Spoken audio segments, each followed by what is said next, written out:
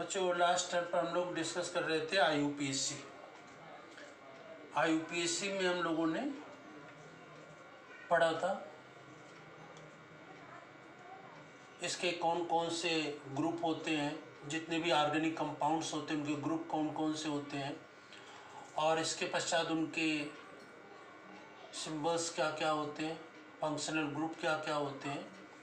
और इसी में लास्ट टर्म पर पढ़ा था इनमें तीन होमोलॉगस सीरीज पढ़ी थी। एल्केन, एल्कीन और एल्काइन, तीन होमोलॉगस सीरीज पढ़ी थी। एल्केन, एल्कीन, एल्काइन का इनका जनरल फार्मूला क्या होता है और इन्हीं में जो कंपाउंड्स आते हैं उनके फार्मूले और उनके नेम, ये हम लोगों ने डिस्कस किए थे। होमोलॉगस सीरीज या सजाती श्रेणी, इसे क्या कहते हैं? होमोलॉगस सीरीज या सजाती श्रेणी। तो होमोलॉगस सीरीज या सजाती श्रेणी हम लोगों ने पढ़ी थी एल्केन, एल्कीन और एल्काइन की। होमोलॉगस सीरीज या सजाती श्रेणी की प्रॉपर्टीज क्या होती हैं, इसके गुण क्या क्या होते हैं? इसकी प्रॉपर्टीज होती है क्या कि जो होमोलॉगस सीरीज होते हैं या सजाती श्रेणी, इनका एक कॉमन फार्मूला होता है ना, जैसे एल्केन का CnH2n+2। नंबर 2, सजाती श्रेणी के होमोलॉगस सीरीज के जो दो कंपाउंड होते हैं जो क्रम से आते हैं, उनके बीच में CH2 का डिफरेंस होता है, ठीक है। नंबर 3, होमोलॉगस सीरीज या सजाती श्रेणी के जो कंपाउंड्स होते हैं क्रम से जो आते हैं, इनके मॉलिक्यूलर वेट, इनके अणुभार में 14 का डिफरेंस होता है, 14 का अंतर होता है। नंबर 4, सजाती श्रेणी, कोई भी सजाती श्रेणी हो होमोलॉगस सीरीज, उसकी केमिकल प्रॉपर्टीज सेम होती है, उनके रासायनिक गुण या केमिकल प्रॉपर्टी सेम होती है। और इसके पश्चात नंबर 5 है, इनकी फिजिकल प्रॉपर्टी, इनके भौतिक गुण डिफरेंट होते हैं, अलग अलग होते हैं। और सजाती श्रेणी के एक यौगिक को, एक कंपाउंड को जिस प्रोसेस से बनाया जाता है, उसी प्रोसेस से हम दूसरे कंपाउंड्स को भी बना सकते हैं, ठीक है ना। तो ये होता है सजाती श्रेणी या होमोलॉगस सीरीज की प्रॉपर्टी, जो हमने लास्ट टर्म पे हम लोगों ने डिस्कस की थी। उसी के पश्चात आज हम लोग और आगे सजाती श्रेणी या होमोलॉगस सीरीज दूसरे फंक्शन ग्रुप की पढ़ते हैं, ठीक है ना। तो इसमें सब पढ़ते हैं आगे, जैसे कि हैलाइड, ठीक है। हैलाइड में मतलब कि जैसे क्या आता है, chlorine, bromine, iodine. Chlorine, bromine, iodine क्या है? हैलोजनी तत्व हैं, जिन्हें की पीरियोडिक टेबल में 7वें ग्रुप में रखा गया, 7वें समूह में रखा गया है, क्लोरीन, ब्रोमीन और आयोडीन को 7वें ग्रुप में रखा गया है, और इन्हें हम हैलाइड्स कहते हैं या हैलोजनी तत्व कहते हैं। ऑर्गेनिक कंपाउंड में एल्किल समूह के साथ जब क्लोरीन, ब्रोमीन लगता है तो इनको हम, इसका केवल प्रीफिक्स होता है, जैसे क्लोरीन के लिए क्लोरो, ब्रोमीन के लिए ब्रोमो, आयोडीन के लिए आयोडो, इनका सफिक्स नहीं होता है। प्रीफिक्स का मतलब जो कार्बन की संख्या मैंने लास्ट टाइम में डिस्कस की थी, जैसे एक कार्बन को क्या कहते हैं? मेथ, 2 को एथ, 3 को प्रो, 4 को ब्यूट, 5 को पेंट। तो ये नंबर ऑफ कार्बन जो होते हैं, मेथ, एथ, प्रो, ब्यूट, इनके नाम के पहले जो चीज लगा दी जाती है उसको हम कहते हैं प्रीफिक्स, और इनके नाम के बाद में जो चीज लगाते हैं उसको सफिक्स या अनुलग्न कहते हैं।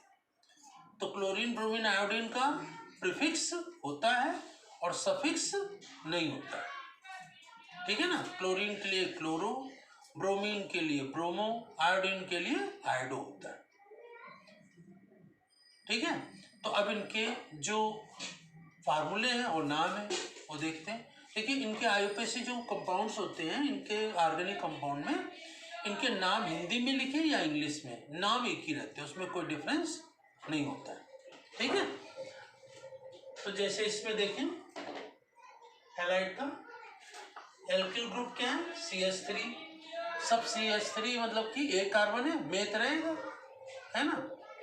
तो एक कार्बन को मेथ कहते हैं, सब सिंगल बॉन्ड से जुड़े होते हैं, तो इसमें क्या लगा देते हैं, एक सफिक्स एन लगा देते हैं। अगर डबल बॉन्ड हुआ तो सफिक्स क्या लगा देंगे, इन। अगर ट्रिपल बॉन्ड हुआ तो आइन। तो इस प्रकार से CH3Cl,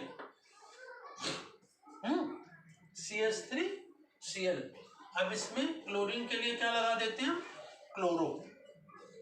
एक कार्बन है, मेथ, है ना, और सब सिंगल बॉन्ड से, तो एन लगा देते हैं। तो इसमें क्या हो जाएगा, इसमें क्लोरो मेथेन, इसका आईपीसी नाम हो जाएगा क्लोरोमीथेन। ठीक है ना, मेथेन के एक कार्बन मेथ है, अब इसके पहले जो चीज लगा दी क्लोरो, तो क्लोरीन ब्रोमीन का प्रीफिक्स होता है, सफिक्स होता ही नहीं, तो आपको ये ध्यान रखना है। इसी प्रकार से C2H5Cl, CH3 एल्किल ग्रुप है, दूसरा एल्किल ग्रुप C2H5। इसमें दो कार्बन है, दो कार्बन को क्या कहते हैं, एन, एथ कहते हैं, और सिंगल बॉन्ड है तो एन लग जाएगा, एथेन। और क्लोरीन तो क्लोरो पहले लगा देंगे, तो क्या हो जाएगा इसका नाम, क्लोरो एथेन, क्लोरो एथेन। इसी प्रकार से अगला देखें C3H7Cl, तीन कार्बन को क्या कहते हैं, प्रो, क्लोरो, तो पहले लगा देंगे, तो क्या हो जाएगा इसका, क्लोरो प्रोपेन,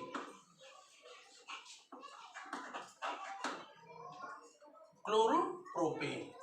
इसी प्रकार से अगला एल्किल ग्रुप है C4H9Cl। अब इसमें क्या हो जाएगा, क्लोरीन के लिए क्लोरो ब्यूटेन। ठीक है ना। इसी प्रकार से अगला C5H11Cl क्या हो जाएगा, पांच कार्बन को क्या कहते हैं, पेंटेन। ठीक है ना, सभी में एन लगाते हैं, क्योंकि सिंगल बॉन्ड है तो सभी में एन लगेगा, तो ये क्या हो जाएगा, क्लोरो पेंटेन। तो इस प्रकार से ये 10 तक इसी तक कर सकते हैं, इसी तरह से। तो ये क्लोरीन ब्रोमीन आयोडीन हमेशा प्रीफिक्स में लिखा जाएगा, इसका सफिक्स होता नहीं है। क्लोरीन के लिए क्लोरो, ब्रोमीन के लिए ब्रोमो, और आयोडीन के लिए आयोडो। अब इन सभी में क्या होगा, ये होमोलॉगस सीरीज है एक हैलाइड की। अब इसमें क्या होगा, सभी का एक जनरल फार्मूला होता है। ठीक है ना, एल्किल ग्रुप लगा हुआ, सब में क्लोरीन लगी हुई है, और इनकी CH2 का डिफरेंस है सभी दो कंपाउंड में जो लगे हुए हैं, और इनके मॉलिक्यूलर वेट में 14 का डिफरेंस है। सबकी केमिकल प्रॉपर्टीज सेम है, और फिजिकल प्रॉपर्टीज क्रम से चेंज हो जाएंगी, पहले गैस, फिर लिक्विड, फिर सॉलिड, क्रम से चेंज होता जाएगा, तो फिजिकल प्रॉपर्टीज में चेंज होगा। और इसमें एक कंपाउंड को जिस प्रोसेस से हम प्राप्त करते हैं, उसी प्रोसेस से हम दूसरे कंपाउंड को भी प्राप्त कर सकते हैं। तो इस प्रकार से ये इसकी क्या होती है, होमोलॉगस सीरीज। इसी प्रकार से आगे दूसरा कंपाउंड हम देखते हैं, जैसे कि ब्रोमीन लगा देते हैं। ठीक है ना, तो इसमें ब्रोमीन लगा के देखते हैं क्या नाम बनता है। इसी प्रकार से इसमें ब्रोमीन, तो जैसे कि CH3Br, आगे इसी में C2H5Br, C3H7Br, C4H9Br, C5H11Br। ठीक है ना। अब इसमें देखें उसी तरीके से, जैसे उसमें क्लोरीन था तो क्लोरो पहले लिखते थे, ब्रोमीन के लिए ब्रोमो लिखेंगे। तो तो एक कार्बन को क्या कहते हैं? मेथ। तो ये क्या हो जाएगा? ब्रोमोमेथेन। इसी प्रकार से दूसरा, ये दो कार्बन को एथ कहते हैं तो क्या हो जाएगा? Bromo ethane. इसी प्रकार से इसका क्या हो जाएगा? Bromo propane. इसी प्रकार से इसका ब्रोमो ब्यूटेन। 4 कार्बन को ब्यूटेन कहते हैं, 5 कार्बन को पेंटेन कहते हैं। तो ये क्या हो जाएगा?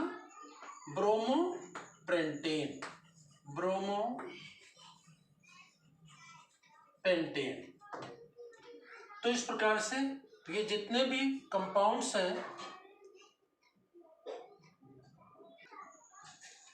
तो ये जितने भी कंपाउंड्स होते हैं उन सभी में क्या विशेषता होती है कि हैलाइड जिसमें लग जाता है एल्किल ग्रुप के साथ। अब इनका जैसे कि कॉमन नेम क्या होगा? ये तो मैंने आईयूपीएसी नाम लिखे। आईयूपीएसी में क्लोरोब्रोमो आयोडोपेसिल पहले लग जाता है, और जितने कार्बन होते हैं उसी के साथ एन लगा करके उसको बाद में लिख देते हैं, है ना। जैसे एक कार्बन है तो मेथेन, 2 कार्बन है तो एथेन, 3 कार्बन है तो प्रोपेन, सब में एन लगा देते हैं, एन सफिक्स के रूप में। डबल बॉन्ड में एन और ट्रिपल बॉन्ड में आयन, ठीक है ना। और क्लोरोब्रोमो आयोडो पहले लिख देते हैं। लेकिन इसके ये तो मैंने आईयूपीएसी नाम आपको याद रखना है। और इसी तरह इसके साधारण नाम, कॉमन नेम क्या होता है? कॉमन नाम में ये हैलाइड है तो क्लोरीन के लिए क्लोराइड, ब्रोमीन के लिए ब्रोमाइड और आयोडीन के लिए आयोडाइड, ऐसा लिखते हैं। जैसे इसमें क्या हो जाएगा? ये एल्किल ग्रुप है तो ये एक कार्बन को मेथिल कहेंगे, तो methyl chloride, ethyl chloride, propyl chloride, butyl chloride, pentyl chloride, common है। इसी तरह से इसका क्या हो जाएगा? Methyl bromide, ethyl bromide, propyl bromide, butyl bromide, pentyl bromide. तो इसमें सभी में ब्रोमाइड लग जाएगा, क्लोराइड, और आयोडीन हुआ तो आयोडाइड लगा देते हैं। तो इस प्रकार से इसमें कॉमन नेम में आइड लगा देते हैं, क्लोराइड, ब्रोमाइड, आयोडाइड। और एल्किल ग्रुप को एल्किल ही लिखते हैं, ठीक है ना। जैसे कि methyl, ethyl, propyl, butyl, pentyl, hexyl, heptyl, octyl, nonyl, decyl, ठीक है ना। तो इस प्रकार से इनमें आईयूपीएसी नेम और कॉमन नेम, आपको यहाँ पर हमने आईयूपीएसी नेम लिखे हुए, और आईयूपीएसी नेम को आपको अच्छी तरह से ध्यान रखना और याद करना है, ठीक है ना। आईयूपीएसी नेम ही ज़्यादातर इसमें लिखने को आता है। तो हम लोगों ने पढ़ लिया alkane, alkene, alkyne, common formula क्या होता है, ठीक है ना। और इसके बाद हैलाइड। हैलाइड का मतलब हैलोजन एलिमेंट। हैलोजन एलिमेंट कौन से होते हैं? क्लोरीन, ब्रोमीन, आयोडीन, ठीक है ना। और क्लोरीन, ब्रोमीन, आयोडीन की में ही ध्यान रखेंगे। कॉमन नेम लिखेंगे तो क्लोराइड, ब्रोमाइड, आयोडाइड लिखा जाएगा एल्किल के साथ, और आईयूपीएसी नेम में एल्केन कर देते हैं, ठीक है ना। और क्लोरोब्रोमो आयोडो प्रीफिक्स में लगा देते हैं, पहले लगा देते हैं, ठीक है ना।